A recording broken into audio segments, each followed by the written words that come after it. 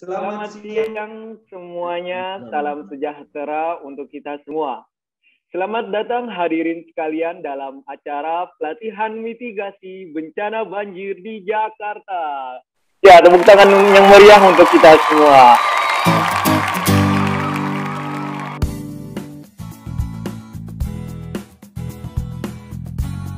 Dan pertama akan disampaikan oleh Ketua Pelaksana Kegiatan kepada Bapak Dr. Cahyadi Setiawan, Sarjana Sains Magister Sains, dipersilahkan.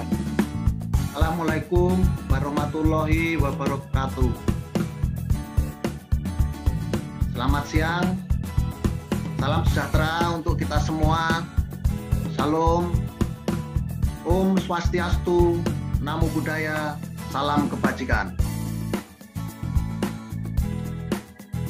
Yang terhormat Bapak Leonardi Maisa, Magister Pendidikan, selaku Kepala Sekolah SMA Negeri 50 Jakarta, beserta Bapak dan Ibu Wakil Kepala Sekolah, dan seluruh guru yang sudah berkenan hadir pada Zoom meeting pada siang hari ini. Dipilihnya sekolah sebagai lokasi pengabdian kepada masyarakat dengan harapan materi yang disampaikan dapat lebih mudah diterima dan tersebar luas di masyarakat.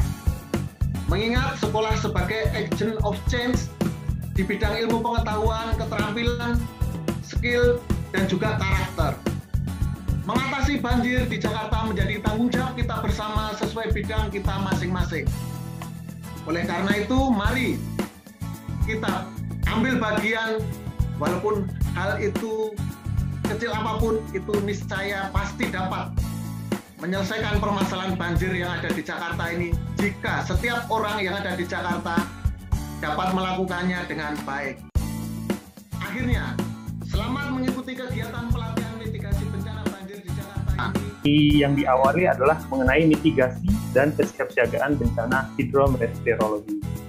Baik, saya akan memperkenalkan Pak Ferrari Pinem SSI MSc adalah koordinator informasi geospasial tematik bidang kebencanaan di Badan Informasi Geospasial. Jadi Badan Informasi Geospasial adalah badan resmi milik pemerintah yang tugasnya adalah menyediakan peta ya untuk kebutuhan kita, baik itu peta umum ataupun peta-peta tematik. Saya ingin menginformasikan bahwa di Indonesia ini ada badan yang memang mengurusi terkait perpetaan, khususnya survei dan pemetaan. Nah, dahulu kala bernama dahulu namanya Bakosurtanal, dibentuk pada tahun 1970-an. Badan ini dibentuk dalam rangka pembinaan di bidang survei dan pemetaan. Tapi setelah tahun 2011 ketika Undang-Undang Nomor 4 Tahun 2011 terkait dengan penyelenggaraan informasi geospasial, Bakosurtanal bertransformasi menjadi badan. Apa yang bisa kita lakukan ketika terjadi bencana, ya seperti yang tadi saya sebutkan di awal, bahwa memang pertama kewajiban kita untuk mencintai lingkungan, karena bagaimanapun ketika kita mencintai lingkungan juga akan mencintai kita balik. Jadi pasti akan ada feedback antara manusia dan lingkungan. Yang kedua, pahami potensi bencana di sekitar kita. Tadi sudah saya sebutkan bagaimana memahami potensi, bisa melihat aplikasi Inaris untuk mengetahui apakah wilayah Anda memiliki resiko tinggi atau tidak. Kemudian yang ketiga, jangan lupa catat nomor-nomor penting apabila terjadi bencana. Di sini di Jakarta ada layanan 112. Dan yang terakhir, apabila terjadi bencana, berlindunglah ke tempat yang aman, mengikuti instruksi dari lembaga atau pemerintah yang sudah ditunjuk atau yang berwenang. Itu mungkin kiat-kiat yang bisa dilakukan ketika materi selanjutnya, yaitu tentang hakikat bencana yang selalu akan disampaikan oleh dosen dari Prodi Pendidikan Geografi, dosen yang sangat berpengalaman, yaitu kepada Pak Dr. Andes Warnadi MSI. Undang-Undang Nomor 24 Tahun 2007. Jadi yang dikatakan bencana itu adalah peristiwa atau rangkaian peristiwa yang mengancam dan mengganggu kehidupan dan penghidupan masyarakat yang disebabkan oleh faktor alam atau faktor non alam maupun manusia, ya, sehingga mengakibatkan timbulnya korban jiwa, kerusakan lingkungan, kerugian harta benda, dan dampak ekologi. Banyak sekali bencana yang dialami di wilayah kita ini, sehingga ada yang menyebutkan bahwa Indonesia itu supermarketnya bencana, ya, karena banyak ini, ada angin topan, ya, ada banjir, longsor, gempa bumi, dan seterusnya. Nah, yang paling besar tadi sudah disebutkan oleh Pak Ferrari bahwa banjirlah yang paling banyak terjadi ini, bencana banjir, ya, sampai 36%, ya. Berikutnya disusul oleh angin topan, longsor, yang semuanya itu tadi kaitannya dengan meteo, ya, meteorologi, ya. Ya, yang lainnya ada gempa dan longsor dan sebagainya, itu kecil-kecil semua, tapi bukan berarti bahwa kecil ini kita anggap enteng ya dengan kecilnya, tapi ya sangat berat juga, ya. Materi selanjutnya yaitu tentang sejarah dan prediksi banjir di Jakarta yang akan disampaikan oleh Pak Putu, ada di bidang hidrologi modeling, kemudian climate change, dan juga climate risk assessment. Mungkin perlu sampaikan apresiasi dulu kepada Bapak Kepala Sekolah SMA 50, pada Pak Renadi yang telah memberikan kesempatan juga kepada kami untuk ikut tergabung dalam kegiatan ini.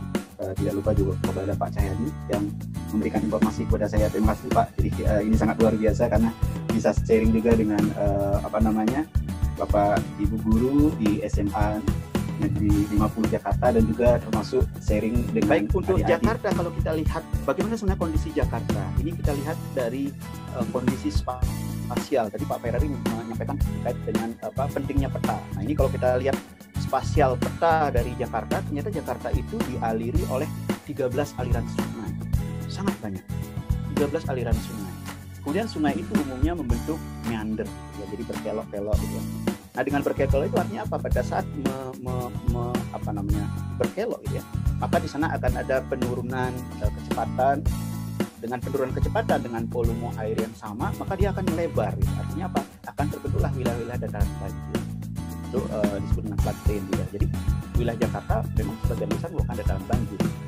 Ya, dan 13 aliran dengan berkurangnya hutan, maka proporsi air yang menjadi rangkau semakin tinggi. Kenapa demikian? Kita tahu hutan itu kan memiliki yang namanya kanopi, ya, memiliki daun, ya, daun. Nah, daun itu fungsinya apa? Daun itu di dalam proses siklus hidrologi, daun berfungsi untuk proses yang namanya intersepsi. Jadi dia menyimpan air. Air jatuh di kanopi, tidak langsung turun ke tanah kemudian menjadi rangkau, tapi tersimpan di dalam kanopi. Nanti bisa dia menguap kembali atau mengalir secara perlahan melalui aliran batang, yang disebut dengan stream flow. Nah, sehingga hujan yang jatuh di saat itu tidak langsung menjadi aliran permukaan. Nah, perubahan lahan inilah yang menyebabkan begitu kawasan puncak itu tidak menjadi hutan lagi, tidak menjadi lahan pertanian, tidak menjadi pemukiman dan sebagainya, maka air itu menjadi proporsi air yang jatuh atau yang jatuh itu lebih banyak menjadi rangkau, menjadikan wilayah di hilir itu mengalami banjir. Materi selanjutnya yaitu dari yang akan disampaikan oleh Pak Cahyadi dengan judul dengan judul tindakan yang dilakukan sebelum, saat, dan setelah banjir. Pak Dr. Cahyadi Setiawan SSI MSc adalah dosen ahli di bidang kebencanaan yang dimiliki oleh Geografi Universitas Negeri Jakarta. Kepada Pak Cahyadi, tentu saja bagaimana prediksi banjir di DKI Jakarta dari waktu ke waktu. Ya, banjir tidak bisa kita hindari. Kita melakukan pelatihan dan penyuluhan banjir, ya, seperti yang kita lakukan saat ini. Ya, kita melakukan penyuluhan di warga sekolah, ya, baik guru ataupun siswa, dengan harapan apa? Pengetahuan, pemahaman tentang banjir ini dapat disebarluaskan kepada masyarakat, kepada keluarga siswa, kepada keluarga guru, kepada orang di sekitar kita, dengan harapan apa? Semakin banyak orang tahu bagaimana cara mengatasi banjir, bagaimana cara memitigasi bencana banjir ini, melakukan evakuasi gitu ya, pertolongan pertama, melakukan evakuasi. Nah, ini ketika banjir itu terjadi, ya, prinsip dalam menolong, orang yang akan menolong itu harus memastikan dirinya sendiri itu aman. Jangan sampai kita ingin menolong orang lain, melakukan evakuasi terhadap orang lain, tapi kita malah justru menjadi korban. Itu di luar prinsip bagaimana itu menolong saat terjadi bencana. Ya, sebelum pertolongan itu datang, diharapkan kita semuanya itu kalau terjadi banjir di lingkungan kita mencari tempat yang aman di sekitar di mana kita berada. Apakah ya kita kalau di rumah akan naik ke atap rumah atau ke lantai 2, atau kalau kita berada di luar rumah barangkali, ya kita harus menghindari, misalkan saat di mall, jangan sampai kita di basement gitu. Beberapa waktu yang lalu sempat terjadi banjir yang menggenangi parkiran di salah satu mall yang ada di Jakarta. Kalau setelah banjir ini masuk pada tahapan rehabilitasi dan rekonstruksi. Ya, kalau saat terjadi banjir tadi tanggap darurat, dan sebelumnya itu pada tahap pencegahan. Baik, setelah banjir ada juga yang bisa kita lakukan dengan menghimpun dana untuk korban banjir. Ya, tentunya nanti bisa disalurkan kepada lembaga-lembaga sosial yang kredibel ya untuk menyalurkan bantuan yang kita lakukan. Ya, selanjutnya bisa juga kita melakukan membersihkan lingkungan yang terdampak banjir. Ya, terkadang banjir menyisakan lumpur, menyisakan kotoran yang ada di dalam rumah atau di sekitar lingkungan kita. Membersihkan lingkungan baik secara pribadi ataupun secara berkelompok, kerja bakti itu menjadi satu hal yang perlu dilakukan setelah terjadi banjir. Kemudian ikut serta membangun jalan. Nah, salah satunya saja ini ya, membangun jalan itu bagian dari kerja bakti. Izin bertanya kepada Pak Putu. Selamat siang. Assalamualaikum warahmatullahi wabarakatuh. Salam Swastiastu, Namo Buddhaya, salam kebajikan. Apakah benar dalam beberapa tahun ke depan Monas akan terendam banjir aerob oleh abrasi di pantai utara Jakarta? Jika iya, apakah bisa dicegah? Apa kaitan banjir Jakarta dengan gaya hidup dengan membuang atau dalam pengelolaan sampah? Kalau kita lihat secara ini Pak, secara spasial ya, mungkin nanti Pak Ferry bisa menambahkan posisi dari Monas itu kan memang sudah di bawah air laut ya. Jadi memang dia sudah di bawah gitu karena terjadi land subsidence dan sebagainya.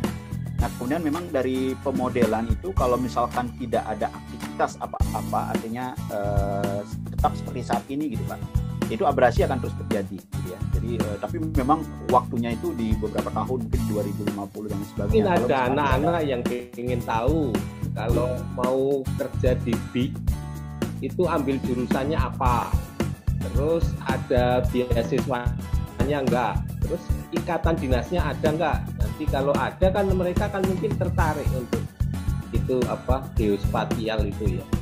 Mungkin ada anak-anak di sini mereka anak IPA dan IPS Pak. Nah, apakah hanya IPA saja atau IPS saja atau dua-duanya bisa? Kemudian ada lagi GIS, remote sensing, penginderaan jauh.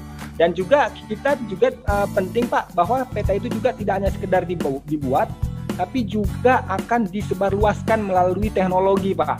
Nah, BIK sekarang selain yang ilmu kebumian juga memberikan porsi yang cukup besar untuk penerimaan ahli-ahli IT Pak, informasi teknologi. Jadi dua ini menjadi basis SDM, sumber daya manusia yang ada di PIG.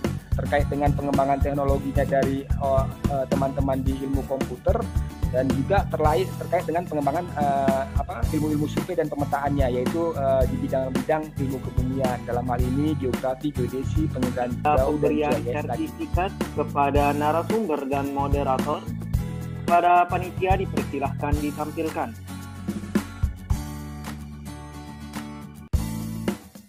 Pertama, pemberian sertifikat kepada Bapak Ferrari Pinem, Sarjana Sains Magister Sains sebagai narasumber.